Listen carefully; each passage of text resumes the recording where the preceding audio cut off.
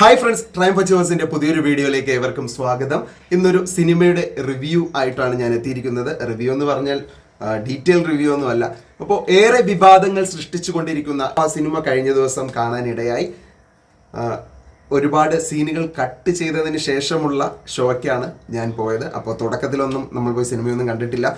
ഒരുപാട് പ്രശ്നങ്ങൾ അതിനകത്ത് ഉണ്ടായിരുന്നു എന്നാണ് അറിഞ്ഞത്. സിനിമ കണ്ടപ്പോഴത്തേക്കും എനിക്ക് എന്തായാലും സിനിമയൊക്കെ ഇഷ്ടമായി. അതിനകത്ത് ഒരുപാട് വയലൻസും കാര്യങ്ങളൊക്കെ ചിത്രീകരിച്ചിട്ടുണ്ട്. അവർ അതിനകത്ത് തന്നെ എഴുതി കാണിക്കുന്നുണ്ട്, ഇതുപോലെ തന്നെ വയലൻസ് ഒന്നും ചെയ്യുന്നത് ശരിയല്ല എന്നുള്ള രീതിക്കുള്ള ക്യാപ്ഷൻസ് ഒക്കെ ഒരുപാട് കൊടുക്കുന്നുണ്ട്.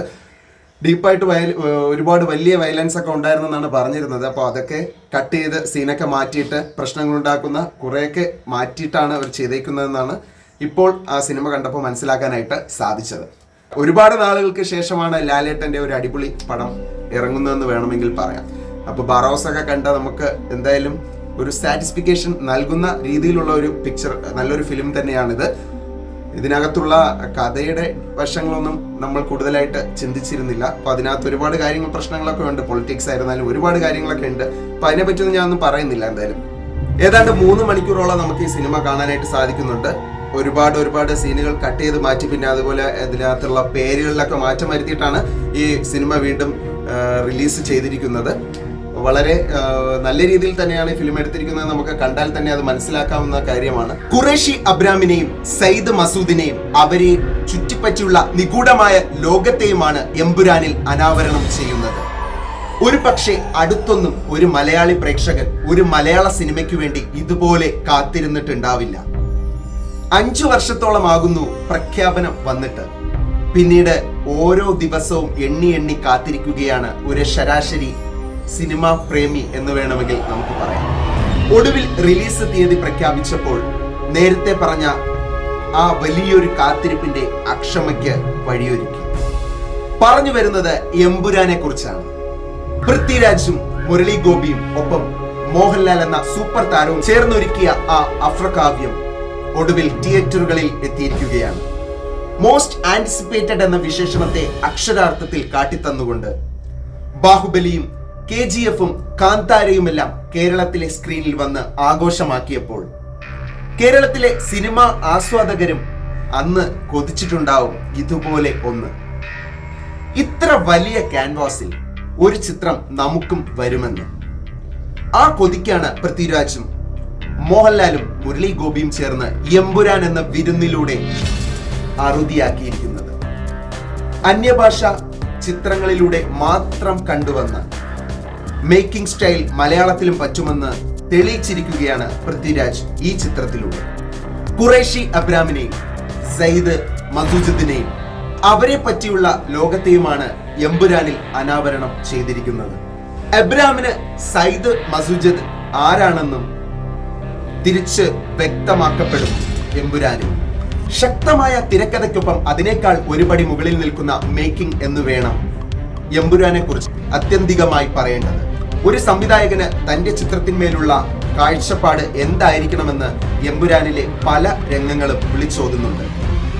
ആദ്യ ഭാഗമായ ലൂസിഫറിനെ അപേക്ഷിച്ച് നോക്കുമ്പോൾ വലുതായിട്ടുണ്ട് ചിത്രത്തിന്റെ ക്യാൻവാസും പ്രധാന സംഭവങ്ങൾ നടക്കുന്ന പശ്ചാത്തലവും. മലയാള സിനിമാ പ്രേക്ഷകർ കണ്ടുപരിചയിച്ചിട്ടില്ലാത്ത ഭൂമികയിൽ എമ്പുരാനെ വിശ്വസനീയമായി അവതരിപ്പിക്കാൻ സംവിധായകനും തിരക്കഥാകൃത്തിനും ആയിട്ടുണ്ട്. പൊതുവെ വിദേശ രാജ്യങ്ങളിൽ ചിത്രീകരിക്കുന്ന മലയാള സിനിമകൾ സ്ക്രീനിൽ കാണുമ്പോൾ ഒരുതരം അപരിചിതത്വം പ്രേക്ഷകരിൽ തോന്നും. ആ ഒരു പരിമിതി എമ്പുരാനിൽ വിജയകരമായി മറികടന്നിട്ടുണ്ട്. ഓരോ കഥാപാത്രങ്ങളെയും ഖുറേഷി അബ്രാം എന്ന കഥാപാത്രവുമായി ബന്ധിപ്പിച്ചിരിക്കുന്നതും ശ്രദ്ധേയമാണ്. അവരുടെ കാഴ്ചപ്പാടിൽ ആരാണ് ഖുറേഷി അബ്രാം എന്ന് പറയുന്നിടത്താണ് സിനിമയുടെ ആകാംക്ഷ വർദ്ധിക്കുന്നത്. പൊതുവെ അന്യഭാഷാ ചിത്രങ്ങളിൽ നായകനെ മറ്റു കഥാപാത്രങ്ങളിലൂടെ അല്ലെങ്കിൽ അവരുടെ വാക്കുകളിലൂടെ അവതരിപ്പിക്കുന്ന എലിവേഷൻ എന്ന സംഗതിയെ എമ്പുരാനിൽ മറ്റൊരു രീതിയിലാണ് അവതരിപ്പിച്ചിട്ടുള്ളതെന്ന് നമുക്ക് കാണുമ്പോൾ മനസ്സിലാക്കാനായിട്ട് സാധിക്കുന്നുണ്ട്.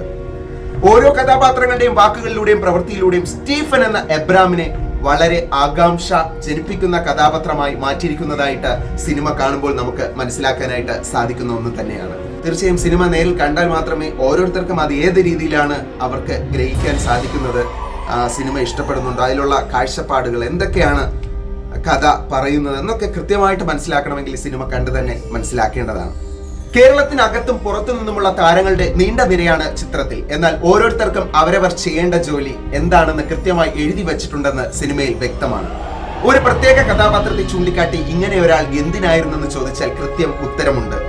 ഖുറേഷി എബ്രാം അഥവാ സ്റ്റീഫൻ നെടുമ്പള്ളി തന്നെയാണ് എമ്പുരാന്റെയും നെടും തൂൺ. നിമിഷങ്ങൾ മാത്രം വന്നു പോകുന്ന ഒരു സ്റ്റൈലിഷ് ലുക്കിൽ സ്റ്റീഫനെ അവതരിപ്പിച്ചുകൊണ്ടായിരുന്നു ലൂസിഫർ അവസാനിച്ചത്. അന്ന് മിക്ക പ്രേക്ഷകരും ചോദിച്ച ഒരു ചോദ്യമായിരുന്നു, ഈ ലുക്കിൽ ഒരു മുഴുനീള പടം വന്നാൽ നല്ലതായിരിക്കില്ലേ എന്ന്.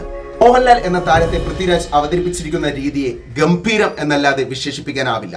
അടുത്ത കാലത്തൊന്നും ഒരു മലയാളി താരത്തിന് ഇത്രയേറെ ശക്തമായ എലിവേഷൻ കിട്ടിയിട്ടില്ലെന്ന് തന്നെ പറയാം.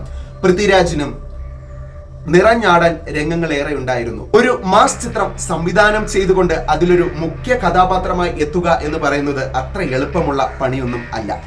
എന്നാൽ ആ ഒരു വലിയ വെല്ലുവിളി ഇവിടെ പൃഥ്വിരാജ് എന്ന നടനും സംവിധായകനും നിഷ്പ്രയാസം മറികടന്നിട്ടുണ്ട്. സയ്യിദ് മസൂദും സ്റ്റീഫനും ഒരുമിച്ചെത്തുന്ന രംഗങ്ങൾ കയ്യടി അർഹിക്കുന്നത് തന്നെയെന്ന് നമുക്ക് പറയാനായിട്ട് സാധിക്കുന്നു.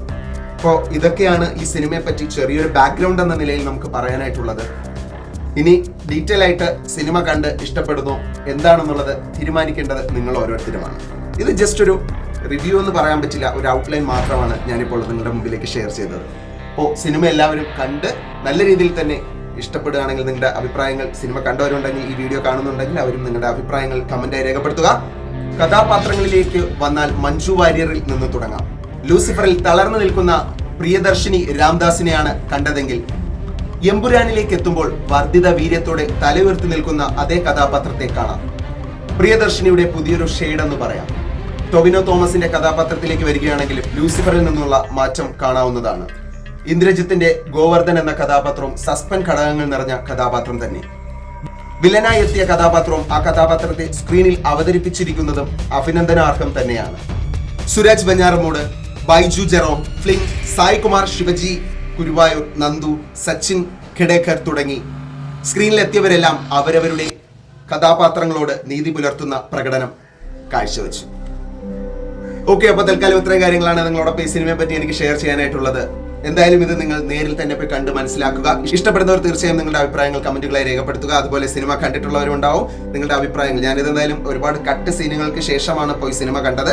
നേരത്തെ കട്ടിങ്ങിന് മുമ്പൊന്നും സിനിമ കണ്ടിട്ടില്ല. അപ്പൊ അതിനെ പറ്റിയുള്ള ഡീറ്റെയിൽ അഭിപ്രായങ്ങളൊന്നും എനിക്ക് പറയാനായിട്ടല്ല. ഒരുപാട് പ്രശ്നങ്ങളൊക്കെ ഈ സിനിമയെ ബന്ധപ്പെട്ട് ഒരുപാട് വിവാദങ്ങളൊക്കെ പുറത്ത് വന്നിട്ടുണ്ടായിരുന്നു. എന്തായാലും സിനിമ ഇഷ്ടപ്പെടുന്നവർ തീർച്ചയായിട്ടും, സിനിമാ പ്രേമികളെല്ലാം ഈ സിനിമ തീർച്ചയായും തിയേറ്ററിൽ തന്നെ പോയി കണ്ട് നിങ്ങളുടെ അഭിപ്രായങ്ങൾ രേഖപ്പെടുത്തുക. ഓക്കെ, അപ്പോൾ ഇതുപോലെ പുതിയ പുതിയ വീഡിയോകളായിട്ട് നമുക്ക് വീണ്ടും കാണാം. അതുവരെയും സൈനിങ് ഓഫ്. ബൈ.